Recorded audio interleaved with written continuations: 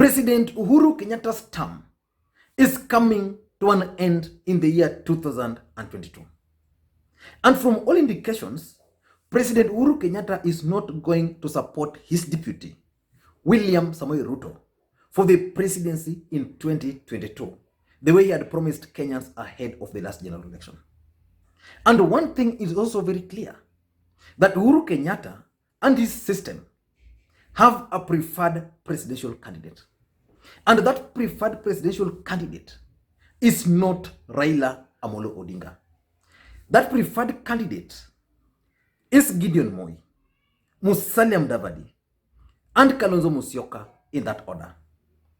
But they have one fear, that Kenyans are not ready for Gideon Moi's presidency in 2022. So Gideon Moi is being prepared for the presidency in 2027. And they also fear that Kalonzo Musyoka and Musalia Mudavadi might not have what it takes to become the president of the Republic of Kenya. But their biggest worry is that should they choose either of those preferred candidates, Gideon Moi, Kalonzo Musyoka, and Musalia Mudavadi, should the system choose one of them, their fear is one, that Raila Odinga and Gideon Moi and Raila Odinga and William Ruto might actually team up and defeat that particular candidate. So now they are going for a softer landing. And the soft landing for the system is Raila Amolo Odinga. So today I want to explain to you guys why the system actually prefers Raila Odinga as the next president of the Republic of Kenya over William Samoei Ruto. Politics is normally dynamic, and a lot of things can actually change. But for now, the system is considering Raila Amolo Odinga as the next president of the Republic of Kenya. Because this system has worked with the deputy president from 2013 up to now. But they are not very comfortable with him. But before we go into those details, if you are watching this video for the first time, I want you to take a second or two and click the subscribe button so that next time we produce a video like this one, you automatically get notified. Now back to the main issue, and I want to go straight to the points. Why do you think the system prefers Raila Amolo Odinga over William Samoei Ruto? The same system worked with the deputy president since 2013, and again they worked with him up to the last general election. And the person who opposed them was Raila Amolo Odinga. And today, technically, the system has actually succeeded in kicking William Ruto out of government. And Raila Odinga is now right inside the government. But why do they prefer Raila Odinga over William Samoei Ruto? Number one, the first reason is what I can call historical injustices. The system have actually studied this country and have come to... Number one, in my view, is what I call historical injustices. Uhuru Kenyatta has realized that the Kenyans are very bitter with the family. And Kenyans are also very bitter with the system. So now they are supporting Raila Amolo Odinga, because by supporting Raila Amolo Odinga, a man who has suffered historical injustices. In fact, Raila Odinga himself is an historical injustice. A man who's been robbed his victory. By giving him the victory, they hope that Kenyans will at least relax a bit and say, okay, Iliwe Diwalo, but now we have the guy, but this guy has suffered for the system. So that's number one. Number two, I think, has to do with business interest. President Uhuru Kenyatta is a businessman. Raila Odinga is a businessman. William Ruto is a businessman. All these three individuals are businessmen. If you go to Uhuru Kenyatta and the family, apart from, you can say, okay, they stole, the father grabbed land here and there. But if you go to that family today, you'll mention Brookside. It's a company which is producing milk and is known to this country. You go to Team Sales and several others. You come to Raila Odinga, is known for Spectra International as the only company in East and Central Africa, I don't know whether it's still the fact, who was producing gas cylinders in this region. You go to William Ruto, Amaco died, but William Ruto has made a lot of money. From where? No known industry. But the fact of the matter is that during the last few years, the deputy president was the deputy president of the Republic of Kenya. He managed to take charge of all the sectors in this country, economically speaking. So the system fears that this guy was able to do this just as a deputy president. Now, what if he becomes the president of the Republic of Kenya? And not just for 2 terms.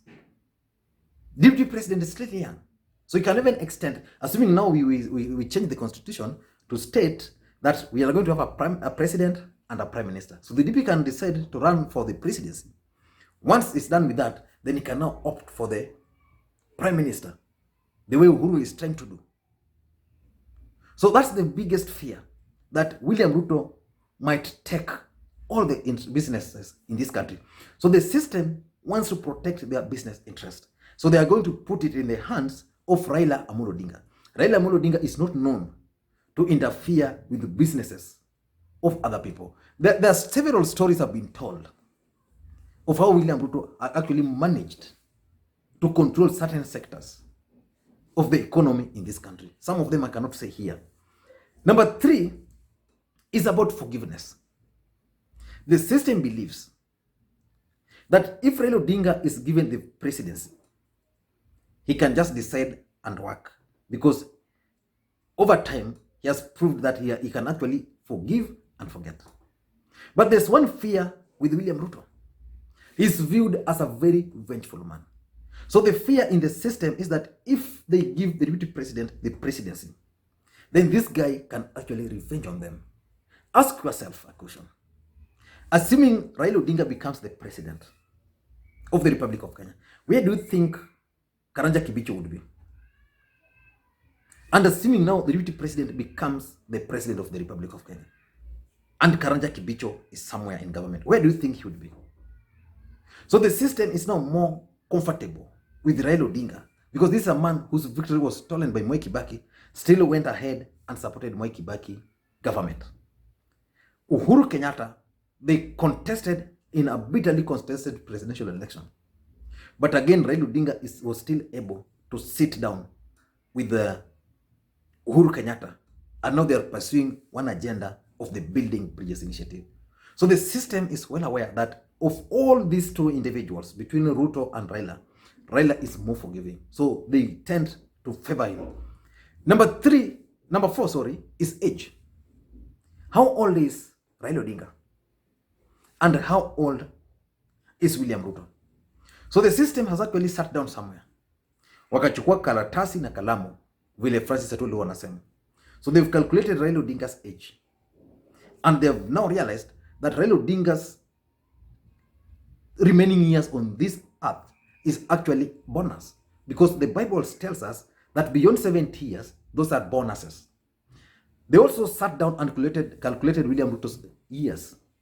And then they've realized this guy still has time on his hand.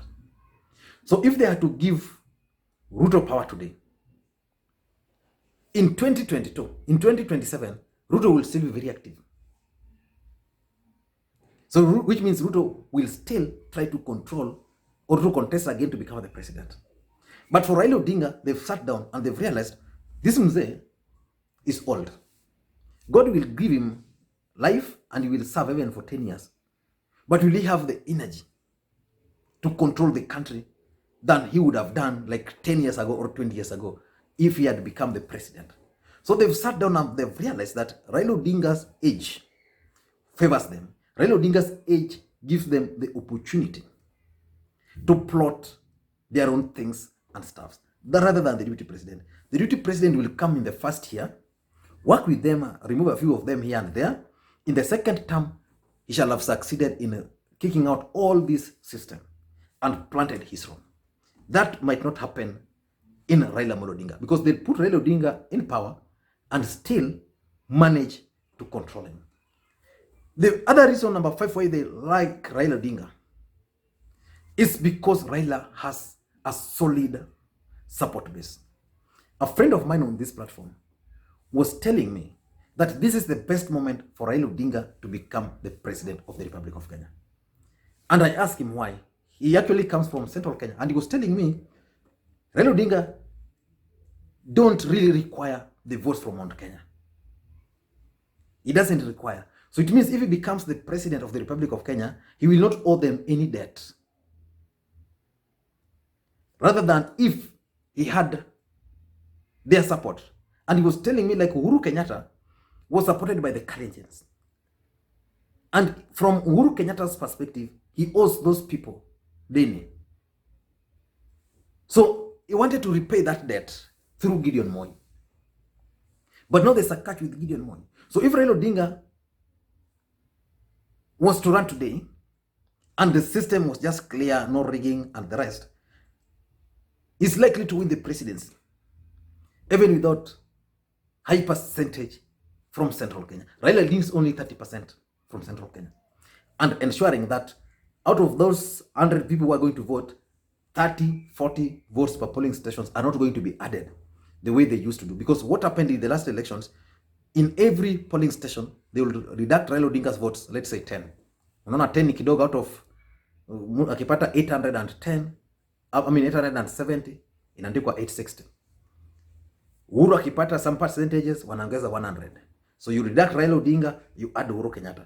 If those will not happen in Central Kenya and the larger Mount Kenya region, then Raila Odinga can easily become the president. So they love this because Raila has a base. So it means they can decide to support Raila Odinga and hope that his supporters will not rebel. In fact, as things stand today, Raila Odinga's strongholds are still intact the way they were, despite the fact that Raila Odinga has not yet hit the ground running. So they love him for that. Number 6 is the Building Bridges Initiative. The system are keen on the Building Bridges Initiative because it's going to give them space and time to continue with whatever they are doing in this country. So it's going to give a chance and opportunity to President Uhuru Kenyatta to serve the country as the next Prime Minister of the Republic of Kenya. Because if Uhuru is out of the picture, rest assured, Karanja Kibichu, all people like Nancy Gitau who are calling the shots from behind, and several others are going to exit the political scene. And because Raila Odinga is supporting the Building Bridges Initiative with his heart, these guys are likely to support him because they believe that that BBI is their only remaining breathing space, politically speaking. Number 7, I think, is also what I can call Uhuru Kenyatta's factor. Who is going to succeed President Uhuru Kenyatta? Is he ready? And what about Mount Kenya region? Those are questions. Because Uhuru Kenyatta's term cannot be extended. You can't extend it. If you have to extend it, you have to go through the referendum. And the proposed referendum does not envisage any extension of the president's term. So that's not guaranteed. So the president's term remains. So Uhuru is not going, is likely to go home. But what about his succession politics in Central Kenya and Mount Kenya region? So as things stand now, there's no clear favorite to succeed President Uhuru Kenyatta from Central Kenya. So Uhuru Kenyatta would not want to exit the political scene before fixing his successor in the larger Mount Kenya region. So he prefer Raila Odinga to come on board as a stopgap measure for maybe 5 years. Then after that, they'll find a successor who can now talk on behalf of the people of Central Kenya. And lastly, in my view, why they prefer Raila Odinga is what I call the Kalenjin factor. How is Kalenjin factor coming in? Uhuru Kenyatta was voted for by the Kalenjin. As things stand today, he owed the Kalenjins votes. But if Uhuru Kenyatta was to go for his preferred presidential candidate, Gideon Moi in Rift Valley.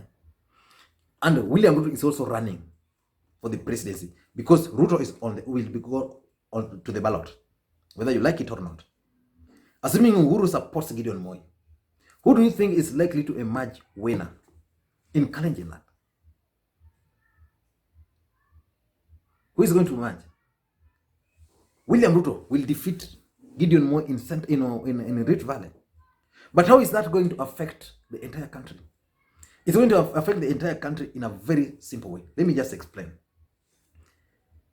If Ruto and Gideon are the only candidates, there's no guarantee that Kikuyus will vote for Gideon Moi. That's not assured. Also, there's no guarantee that the ODM strongholds, which is controlled by Raila Odinga, is also going to transfer that support to Gideon Moi. They can easily decide to oppose it and read something called betrayal in politics. And because of that, Uhuru Kenyatta is likely to support Raila Odinga in the hope that even if they support Raila Odinga, the Kalenjin votes will still go to Ruto. But Raila Odinga will hold. Raila Odinga is going to hold the ODM strongholds together. Then he can then compete with the deputy president in central Kenya. And because Raila Odinga's strongholds can guarantee him a victory, there is no need of risking that support for someone else. I don't know what you think, but from where I am, something tells me that the system really prefers Raila Amolo Odinga over or to William Samoei Ruto. And if there's any point which you feel I've left out, please let me know in the comment section. And tomorrow I want to run a segment here where you'll ask me questions and I answer. So if you have any question which you want me to answer tomorrow, please drop it in the comment section. And again, for those who are watching this video for the first time, I want you to take a second or two and click the subscribe button so that next time you produce a video like this, YouTube will automatically notify you. And to the subscribers, please, I want to continue thanking you. And the only request I always make is for you guys to help me create interactions. How? Give the video a thumbs up, share the videos, which is the best, and also just drop your comments. Thank you guys, and please, may you have a good day.